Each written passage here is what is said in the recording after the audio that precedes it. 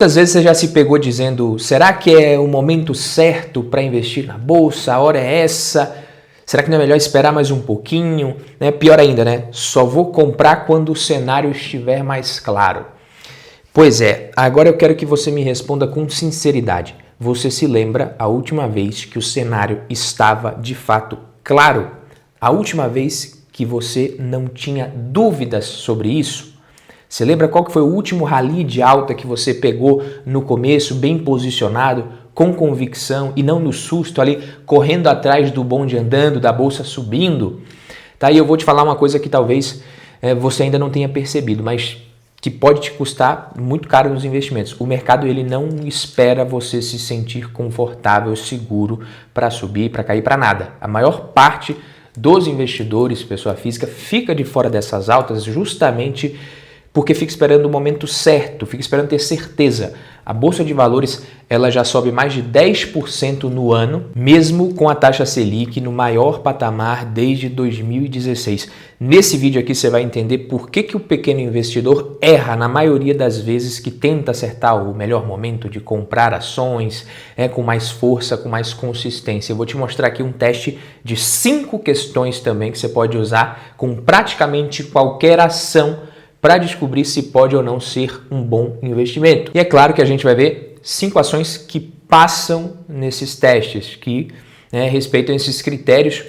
E aquela coisa, você que já é de casa, já acompanha aqui o canal, seja muito bem-vindo. O like você já pode pagar adiantado, porque quem não está inscrito no canal ainda vai ter que ver o vídeo, se gostar e vai ter que deixar o like e se inscrever. Então, as 2 coisas que essa pessoa vai fazer. Você que já é inscrito, você só precisa deixar o like adiantado, que você sabe que o conteúdo vai valer a pena. Agora, se você compra ação na alta, vende na baixa e acha bonito, fica tentando acertar o melhor momento de entrar e sair, como se fosse o profeta da Bolsa de Valores, acredita que o governo é o responsável por salvar a sua aposentadoria, que é a obrigação dele, acha que o Estado tem que te dar tudo de mão beijada, até lucro na Bolsa de Valores, e ainda por cima você se recusa a ouvir opiniões diferentes da sua, não está disposto a mudar, então você fecha esse vídeo agora e vai assistir outra coisa que você ganha muito mais. Aqui o conteúdo é para quem quer aprender de verdade, assumir responsabilidade pelas próprias escolhas e parar de ficar brincando com o dinheiro, que dinheiro é coisa de adulto, pelo amor de Deus. E vamos lá, Selic subiu, ok, maior patamar desde 2016, mas e se eu te dissesse que a Bolsa vai subir 23% esse ano, e fechar na casa dos 148 mil pontos, 150 mil pontos, você acreditaria? Claro que eu não estou aqui cravando isso e nem quero que você invista acreditando nisso, mas eu não sei se você se lembra, o Ibovespa fechou 2023 com uma alta de quase 23% aos 134.185 pontos, praticamente na máxima histórica e no melhor desempenho desde o ano de 2019 naquela ocasião. Foi no ano em que a Selic atingiu sua máxima no último ciclo de alta antes desse que a gente está tendo. Então eu volto a dizer, não quero te convencer de nada, muito menos dessa coincidência aqui, que isso aqui vai fazer a Bolsa subir forte esse ano, tem nada a ver. Mas no início de 2023, final de 2022, pouca gente estava muito otimista com Bolsa de Valores, e passou por muitas altas e baixas ali durante aquele ano. A palavra-chave para aquele rally foi taxa de juros também. Então, em novembro, o índice engatou uma sequência de altas, eu gravei alguns vídeos aqui, seguindo principalmente o que foi visto no exterior, nos Estados Unidos, ali a percepção de que a inflação estaria enfraquecendo, que o Banco Central americano teria espaço para cortar juros. Isso animou muita gente, puxou os ativos americanos e os ativos de países emergentes também, e o Brasil está incluído nisso. Então, pelo fato de o título da dívida pública americana ser considerado o ativo mais seguro do mundo, quando você tem um recuo de taxas por lá, aumenta o apetite por risco, e também você tem um fluxo de saída para outros investimentos, para outros países, outras geografias. E esse fluxo é bem importante para fazer preço aqui na nossa bolsa. Tanto que a valorização do Ibovespa acumulada em 2025 é um movimento influenciado pela fuga de capitais dos Estados Unidos e também junto com um valuation também muito depreciado das ações brasileiras. Ou seja, eu não me surpreenderia se a nossa bolsa subisse até mais do que 23% esse ano, fechasse acima dos 150 mil pontos, mas também não acharia nada anormal se isso não acontecesse, se continuasse do jeito que está aí de lado, até caindo um pouquinho, até porque O dinheiro que vem de fora, ele é muito volátil, pode voltar rapidinho. O gringo, ele vê mais o Brasil como especulação mesmo. Então, para uma alta mais consistente, com a bolsa passando ali da casa dos 150 mil pontos, falando aqui de Ibovespa, com a galera que achava melhor esperar cair um pouco mais, desistindo de esperar e finalmente comprando com força, porque o cenário agora ficou mais claro e mais caro. A turma que agora acha arriscado, mas num bull market adora entrar em IPO caro, sabe? Então, para isso acontecer mesmo, a gente precisa de alguma coisa mais sustentável, com uma sinalização clara aqui do governo de que o país vai buscar uma trajetória fiscal sustentável, uma alta, de repente, das commodities ajudaria também. É por isso que eu não invisto acreditando nesse rally e em nenhum rally, porque no final das contas, a bolsa depende de muitos fatores que a gente não consegue influenciar e nem prever. Mas uma coisa é certa, seja em 2025, 26, quando for, teremos sim um rally e muitos vão ficar de fora porque não se posicionam quando as ações oferecem mais margem de segurança, não continuam se posicionando.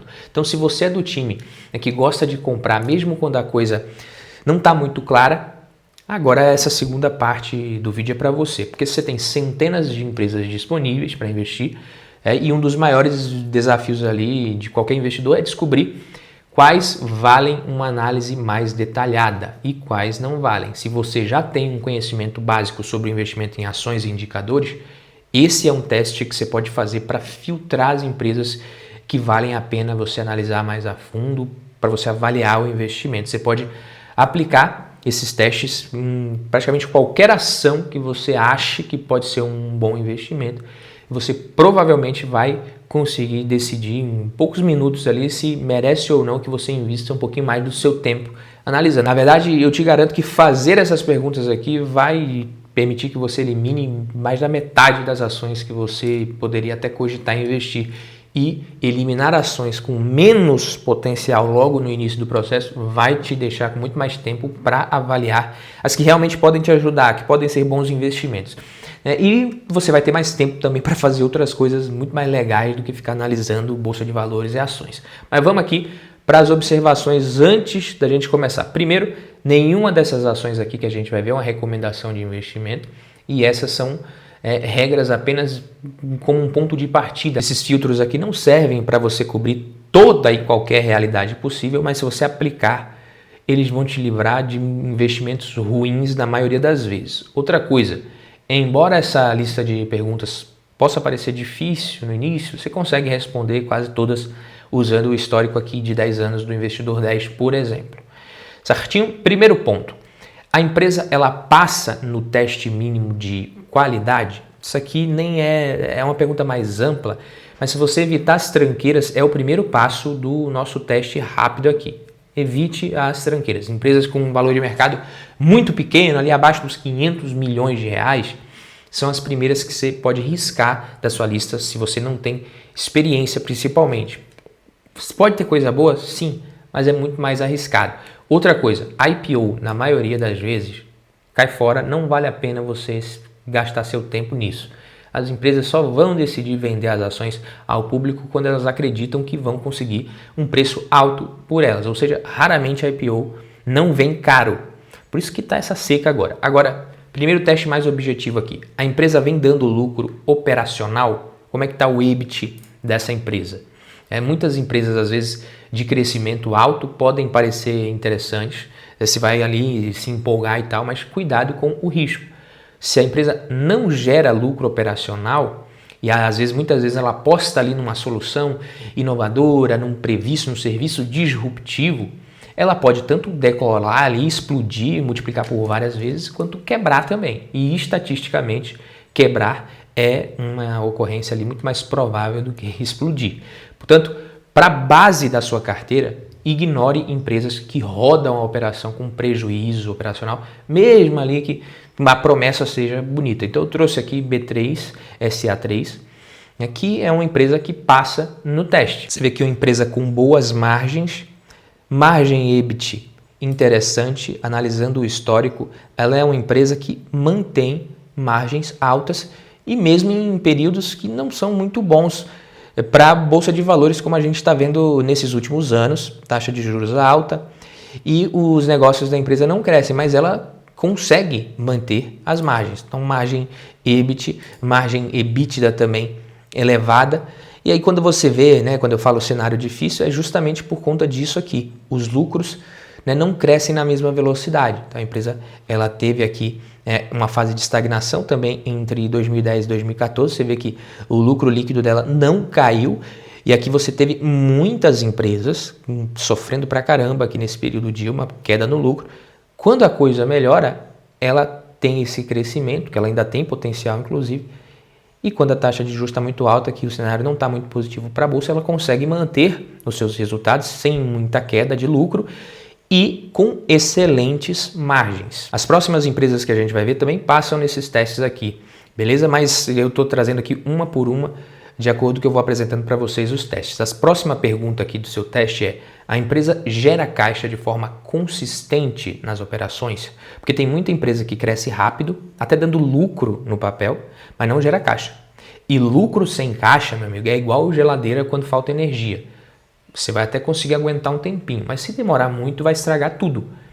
E por que estraga tudo? Porque se o caixa operacional da empresa for negativo por muito tempo, ela vai ter que buscar alguma solução para isso. O dinheiro tem que vir de fora. Se ela não está gerando, ela vai precisar ou pedir empréstimo ou emitir novas ações, o que aumenta o risco da empresa, caso seja dívida, ou dilui a sua participação como acionista, caso a gente esteja falando aqui de emissões. Então, empresas do setor elétrico, de utilidade pública em geral, têm muita geração operacional de caixa, geram caixa nas suas operações. Você pega aqui Taesa, por exemplo, é uma empresa que tem um histórico interessante, praticamente um reloginho de geração de caixa operacional. Equatorial também, apesar de ser mais arriscada, teve queda no lucro recentemente por conta do período dos investimentos que a empresa está fazendo. Isso diminui momentaneamente o lucro, mas gera caixa. Sanepar também é uma empresa que gera caixa das suas operações. Então você tem aqui empresas com essa capacidade de geração de caixa, com maior previsibilidade. Outra pergunta que você tem que se fazer também: o retorno sobre o patrimônio líquido está acima de 10% em média? Busque empresas que entregam isso, com uma alavancagem saudável também, porque se a empresa não consegue entregar mais de 10% de ROI na maior parte do tempo, tipo a cada 4 anos ali, em cada 5 a empresa não consegue isso, não vale o seu tempo, tá? Provavelmente não vale o seu tempo. Se a gente estiver falando de bancos, seguradoras, você pode ser até um pouquinho mais exigente. Busque ROIs ali acima de 12% pelo menos, às vezes até um pouquinho mais. Sanepar, que a gente estava vendo aqui, é uma empresa que tem essa característica, esse ROI em média acima de 10%. Se você for ver até a própria B3, que estávamos analisando no começo, tem um ROI bem interessante. Trouxe aqui SLC Agrícola e Boa Safra, que são duas empresas do agro, não são muito grandes, mas só para a gente contextualizar aqui que você também pode ter empresas saudáveis, mesmo que elas não tenham um valor de mercado extremamente alto ali, mais de 20, 30 bilhões sempre.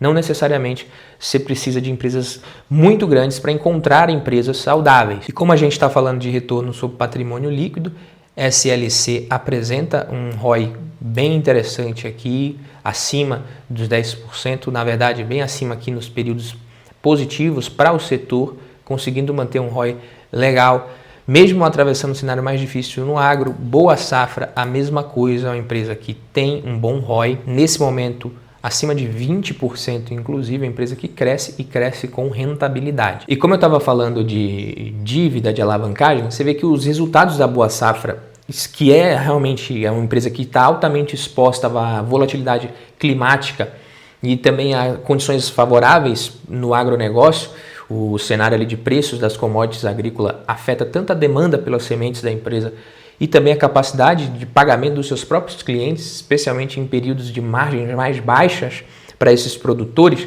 E a empresa, ela enfrenta esses desafios, enfrentou desafios em 2024, mas apesar desse ciclo mais adverso, ela conseguiu apresentar margens operacionais resilientes e reduzir o endividamento bruto.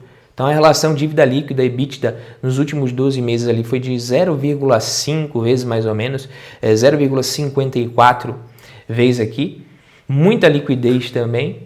Isso permite que ela consiga continuar realizando os investimentos estratégicos que possam surgir, que vão ajudar a manter o ROI alto nos próximos anos sem comprometer a solidez financeira. Porque, como eu falei, toma cuidado com ROI alto à base de dívida.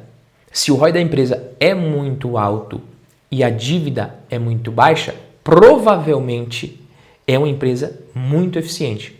Ponto. Temos exceções, tá? Empresas cíclicas têm resultados que variam muito de acordo com o ciclo econômico. Suzano, por exemplo, é uma boa ação para a gente exemplificar isso daqui. Eu acho que é uma boa empresa, é uma empresa interessante na minha opinião, é uma empresa eficiente. Se você for analisar aqui o resultado das ações nos últimos anos, ela conseguiu entregar um resultado muito acima do Ibovespa, muito acima de todos os índices aqui, todos os indexadores que você imaginar, CDI, até mesmo o IVVB11 não ganhou com muita folga de Suzano, mas é uma empresa mais difícil de entender. E você vai perceber aqui que os resultados, se você for olhar lucro líquido, não é muito consistente. Se você for olhar a geração de caixa também, não é. Histórico de dividendos. Então é uma empresa mais difícil de se entender e de se analisar. E agora aqui o santo grau dos investimentos, né? Empresas que geram um fluxo de caixa livre. Tá? O fluxo de caixa livre é o dinheiro que sobra depois que a empresa já pagou tudo que ela precisava pagar ali para continuar operando e crescer. Então você tem todo o investimento ali para manutenção.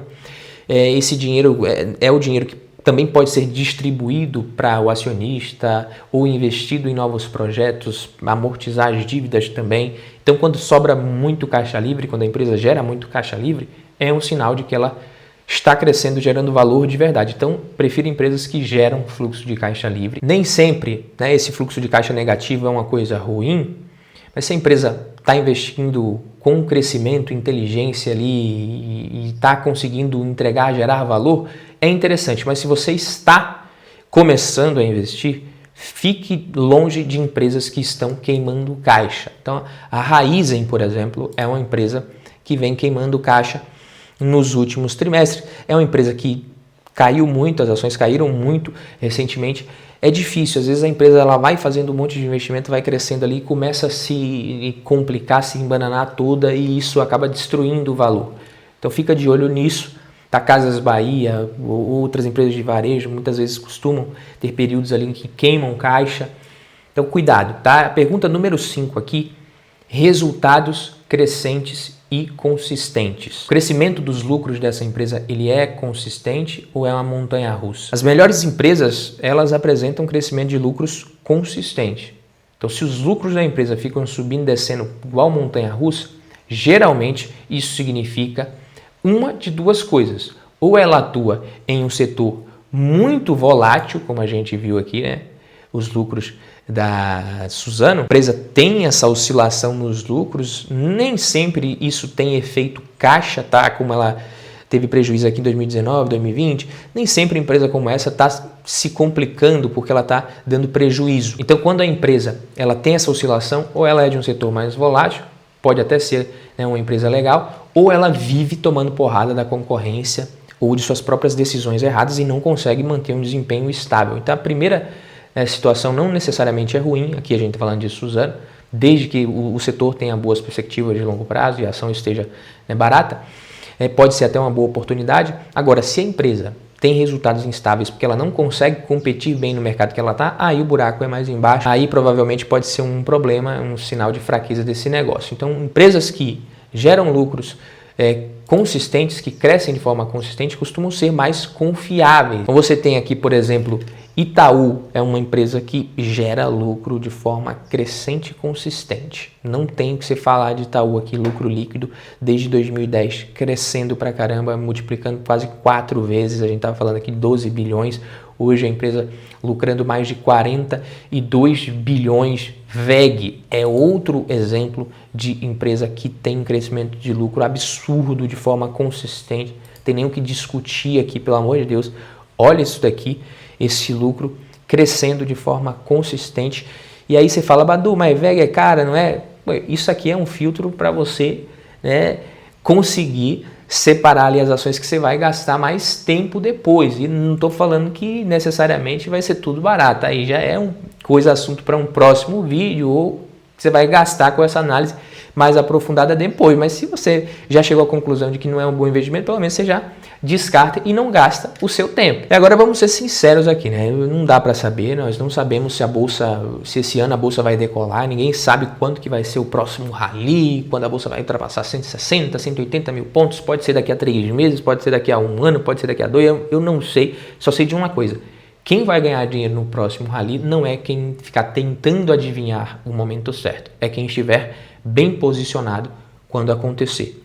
Se você é daqueles que comprou na alta do último rally, quase no topo, aí a bolsa cai, você desanima, vende no prejuízo ou até segura, mas para de aportar ali, desanima e só volta a comprar depois que subir de novo, aí faz tudo de novo, me perdoe, isso aí você está no caminho errado. O jogo muda quando você segue uma estratégia mais clara. Então, se você quiser que eu te ensine a analisar ações, né, para você aprender um pouco mais sobre análise fundamentalista, comigo eu posso te ensinar sim.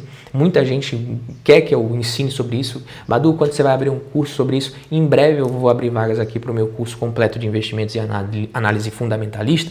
Mas antes disso, o mais importante é você ter uma estratégia de verdade. Você precisa definir isso. E isso você pode aprender comigo agora, tá? Clicando nesse link aqui embaixo e por menos de R$100.